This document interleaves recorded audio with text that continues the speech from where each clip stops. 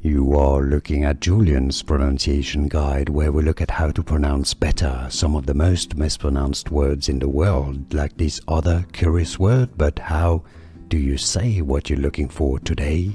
Let's learn once and for all how to pronounce the name of this village or town. It's a village, I believe, in Argentina. If you want to learn more local useful vocabulary and names, stay tuned. I've got more videos for you.